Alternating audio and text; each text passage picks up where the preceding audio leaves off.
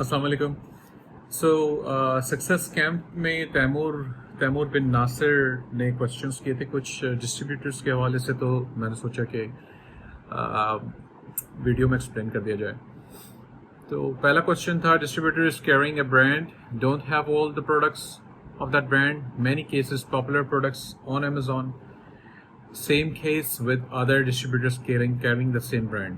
तो कुछ खास मुझे समझ में तो नहीं आया क्वेश्चन आपका, लेकिन आई मीन अगर है तो है, ब्रांड्स हैं तो फिर ठीक है। अमेजोन बेच रहा है तो वो उसको अवॉइड करें, जो नहीं बेच रहा आप उसको बेचें। या शायद अगर नहीं समझ पाया हूँ क्वेश्चन तो दोबारा बताइएगा। Many distributor don't have product feed, अब वो नहीं है तो उसका तरीका फिर यह है कि आप उसको मैनुअली चेक करेंगे, और मैनुअल चेक करने में बिल्कुल टाइम लगता है। लेकिन उसका मैंने अगर पिछली वीडियोस आपने जो मेरी कोर्सेज या चीज़ें अगर आप फॉलो कर रहे हैं तो उसमें मैंने कहा है कि इसको मोटी रैंडम प्रोडक्ट्स निकालें, रैंडम ब्रांड्स निकालें, वो चेक करें, ब्रांड्स को चेक करें।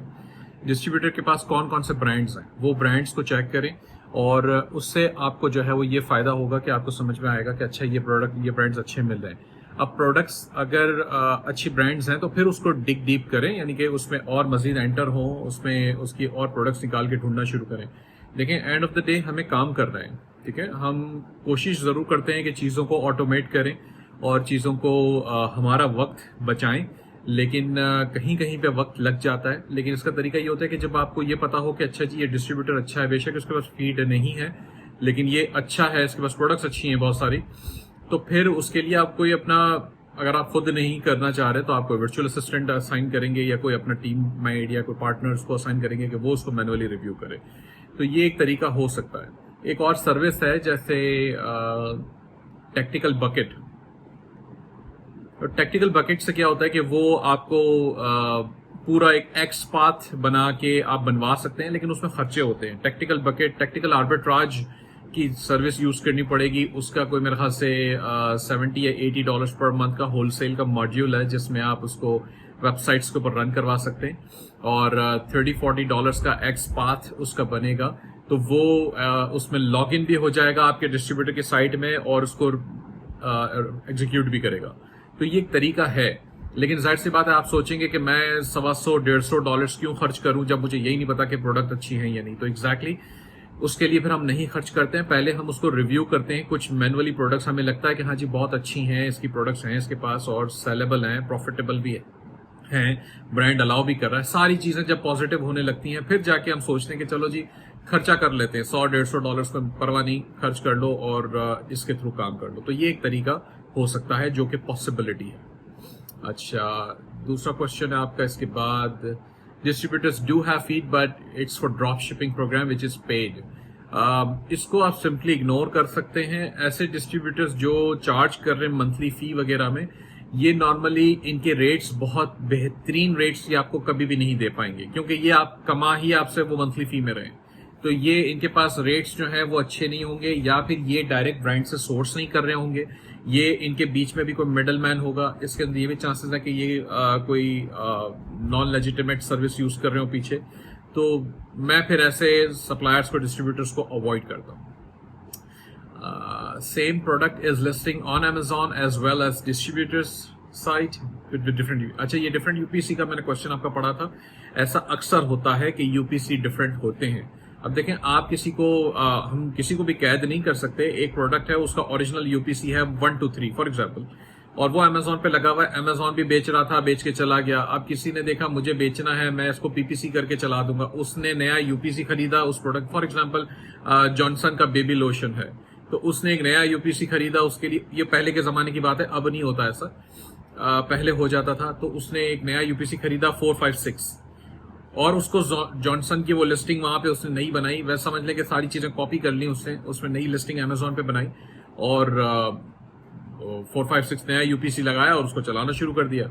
अब इत्तेफाक की बात ये होती है, इत्तेफाक नहीं होता बल्कि वो प्रॉपर स्ट्रेटेजी के थ्रू चलाते हैं तो वो चल जाती है, वो लिस्टिंग भी अच्छा परफॉर्म करना शुरू कर देती है, यानी कि सेल्स भी आने लग जाती है।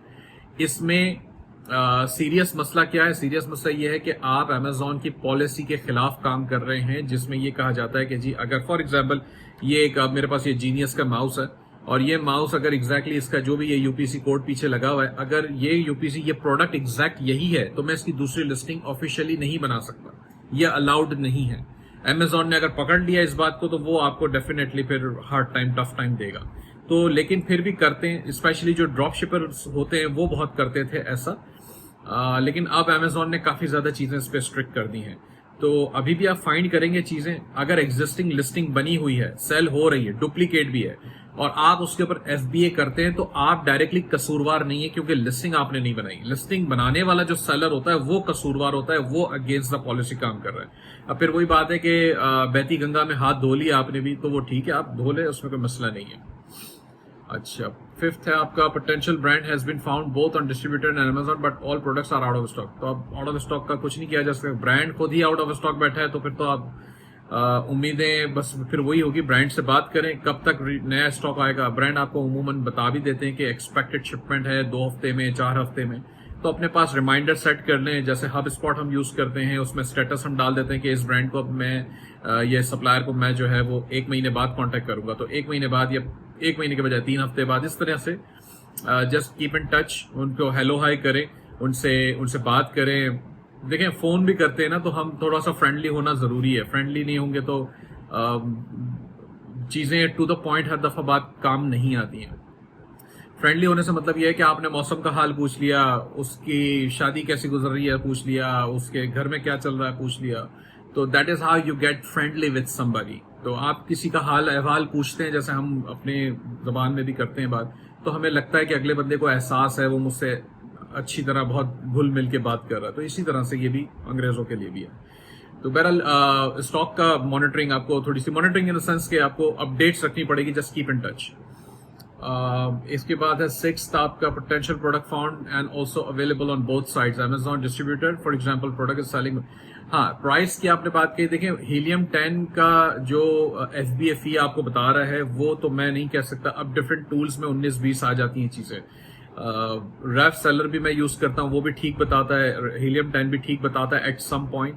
बाकी इसके अंदर जो $20 का डिस्ट्रीब्यूटर अगर दे रहा है तो उसके प्राइस बेसिकली ज्यादा हैं, और अगर Amazon पे बिक रही है सस्ती तो चांसेस हैं कि डिस्ट्रीब्यूटर से आप नेगोशिएट कर सकते हैं। लेकिन फिर वही बात है कि पहली शिपमेंट में वो नेगोशिएशन की पावर आपकी नहीं रहेगी जो आपकी दूसरे तीसरे ऑर्डर्स में आएगी, क्योंकि सप्लायर से जब आप बात करते हैं तो सप्लायर को भी कॉन्फिडेंस होना चाहिए ना आपके ऊपर, उसे पता हो कि ये तो हमारा एग्जिस्टिंग कस्टमर है। आप नए एक दुकान पे जाते हैं, उसे कहते हैं जी मुझे 100 पीस जो है वो ये माउस चाहिए वाले, तो वो कहता है दुकानदार आपको कि जी मैं दे देता हूँ, 100 रुपए का माउस है। आप कहते हैं नहीं जी मैं तो 80 रुपए में लूंगा, वो कह लेगा भैया आगे जाके देख लें, ठीक है। अब आपने अगर किसी ने कहा 100 रुपए का माउस है, आपने कहा मुझे एक काम करें 100 चाहिए थे, अभी फिलहाल के लिए 20 दे दें, तो आपने ले लिए 20 माउस। अब वो 20 माउस आपने 20 रुपए पे इस तरह बेचे कि आपको कोई फायदा नहीं हुआ, आपको जो 20 रुपए आपने लगाए थे खर्च करते हुए वो आपको वापस आ गए, आपको कोई नुकसान भी नहीं हुआ, कोई फायदा भी नहीं हुआ, यानी कि आपने ब्रेक इवन कर दिया, हो गया। अब आप उस दुकानदार के पास वापस गए, उसके पास आपने जाके कहा जी अब मुझे जो है मैंने पिछली दफा 20 लिए थे आपसे, अब मुझे 100 चाहिए, अब बताओ क्या करोगे, कुछ करोगे? वो बोलेगा अच्छा मैं आपको 5% डिस्काउंट देता हूं, अब मैं 100 के बजाय आपको 95 का दे दूंगा। आपको समझ में आई ना, अब हुआ कुछ बात, हाँ जी नाउ वी आर टॉकिंग। तो this is how usually you work. तो फिर आप अपनी ऑफर देंगे, अच्छा नहीं मैं 85 में चाहता हूं, मैं 90 में चाहता हूं, नेगोशिएशन हो सकती है। तो रिलेशनशिप बिल्ड करने पे बिलीव करें, रिलेशनशिप बिल्ड करना बहुत जरूरी है।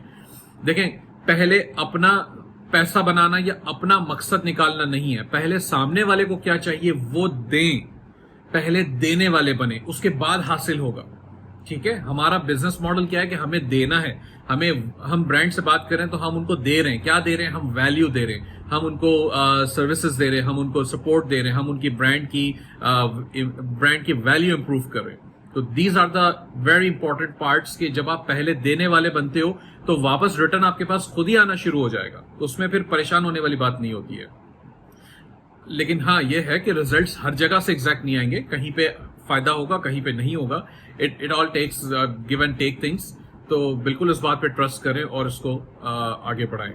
तो उम्मीद है कि मैंने आपके सारे क्वेश्चंस, एक और था, there are very many brands products which are not available on distributor side. अब ऐसी ब्रांड्स डिस्ट्रीब्यूटर की साइट पे अगर नहीं है तो वो तो फिर आपको ढूंढनी है ना। रिवर्स सोर्सिंग का मेथड इसलिए ज्यादा फायदेमंद रहता है इसमें, क्योंकि रिवर्स सोर्सिंग में आपके सामने प्रोडक्ट होता है पहले से, आप उसका ब्रांड तलाश करते हो, ब्रांड से जब आप तलाश करने में इतना टाइम नहीं लगता, मिल जाता है आराम से। चैलेंज ये है कि उस ब्रांड के साथ अकाउंट बनाना है। तो वो अकाउंट बनाने का जो चैलेंज अगर आपने वो गुजर गए आप उससे और आपने बना लिया वाकई में अकाउंट, तो फिर तो बस बल्ले बल्ले है ना आपकी। तो फिर तो आपको वो प्रोडक्ट सोर्स करनी और अमेजोन पे बेचनी है। हो सकता है उसमें भी फिर शुरू में आपको रेट्स अच्छे बहुत ना मिले, लेकिन आपका एक अकाउंट स्टैब्लिश हो गया तो ये आपका ब्रांड का अकाउंट असेट है आपका। आप इसको लॉन्ग टर्म लेके चलेंगे आपके बिजनेस के। ठीक है, तो I hope it answers. Thank you so much.